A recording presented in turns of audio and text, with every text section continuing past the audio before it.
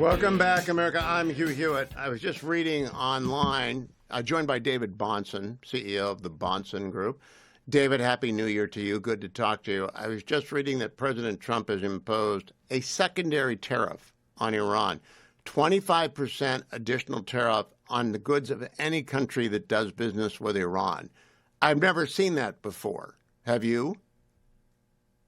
Well, I think there have been other issues with smaller countries, and obviously there was a layering of tariffs and sanctions is a better word for it with Russia after the Ukraine invasion. But I mean, trying to freeze Iran out seems to me to be pretty good foreign policy. Now, it is a tariff. I know you don't like tariffs, but that's a national security tariff if ever one was, correct? Yeah, that's not, I wouldn't consider that a protective tariff in any way, shape, or form. It would be a national security sanction, right? So what I expect the Supreme Court to do with the case before it is to remand the case without a decision for tariff by tariff examination by the district court as to whether or not there's a national security nexus. In other words, punt. Is that your expectation? Well, look, you would be more of an expert than I would on the legal side of it. They were not national security rationales for the case that is before the Supreme Court now. It's under IEPA, which is an economic emergency.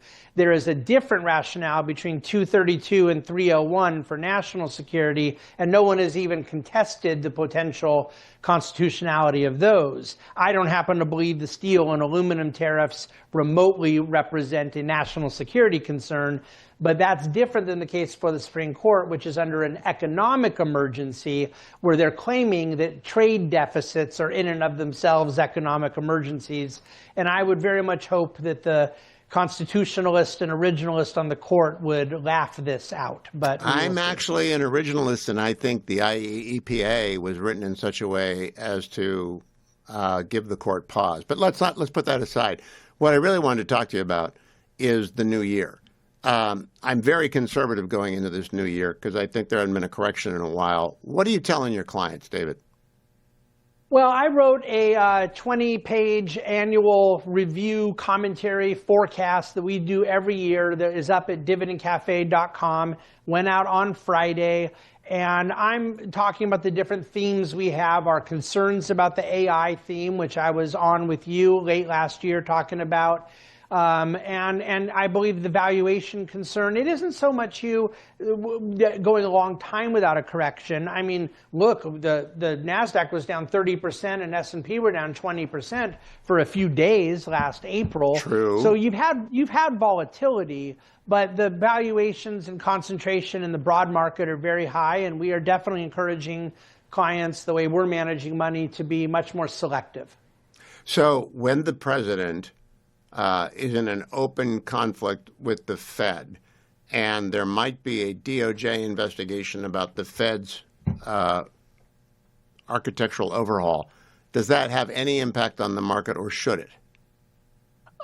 Yes, it should, in the sense that if people believed it were a pretextual intervention to central bank independence, which I think it's unquestionably it is. But I believe the reason markets shrugged it off today, Hugh, is that they don't really take it seriously. I think they view it as jawboning, jockeying, bowling a little bit to try to make sure that Chairman Powell, when his chairmanship term ends in a few months, that he leaves and not tries to stay for the next 19 months till his Fed governor term ends. There's no legal requirement that he leave, but you got to go back to 1948. Since the last time a Fed chair did not leave when their chairmanship ended. I think Chairman Powell is going to leave. I don't like this investigation and the pretext behind it, but I do think markets shrugged it off today for that reason. No, I'm an agnostic as to whether or not there is a pretextual investigation going on here, or whether or not they actually spent $1 billion they didn't have. I'm open to that. What I'm curious about, you mentioned originalism. I don't think there should be an independent central bank, David. That's not in the Constitution. There can be a legislation for it, but I think the president ought to be able to remove every person in Article 2. You're an originalist. What do you make of my, not, he doesn't get the, there's a bank, it's legal, but I think he ought to be able to replace the bankers. Yeah, the problem we have, Hugh, you and I are going to be on the exact same side of this. I also believe that you can't go create something that exists in sort of outer space within our separation of powers. Let me just be clear so my integrity is intact. I don't think the president cares about this stuff at all. I think his motive is he wants someone to do what he says. But Right.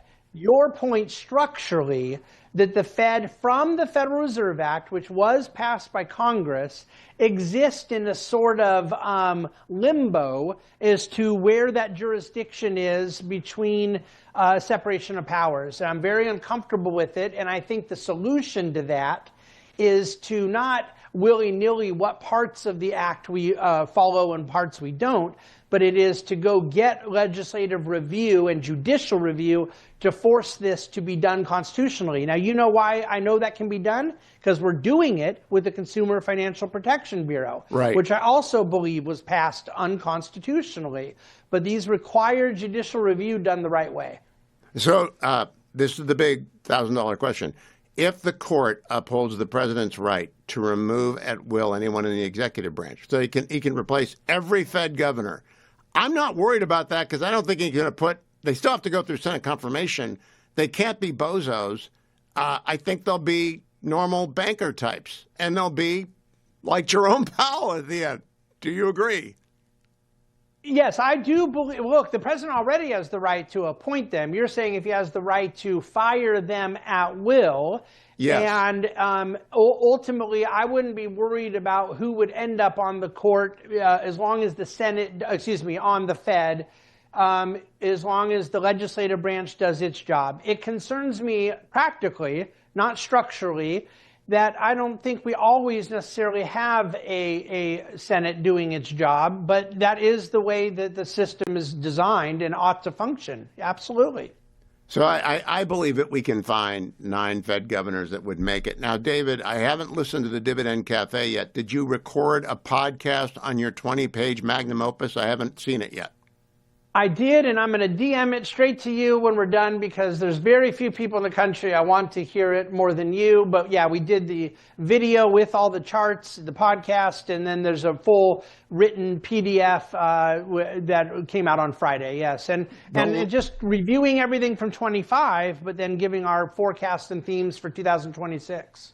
I want everyone to go to Dividend Cafe, wherever you get your podcast from, iTunes, Spotify, whatever, and listen to David's year-end, year-beginning summary. His podcast on the AI bubble is also not to be missed, but that's a few weeks back. The new one is the one I want to get. Follow him at David Bahnsen on X. He's also the founder of the Bahnsen Group.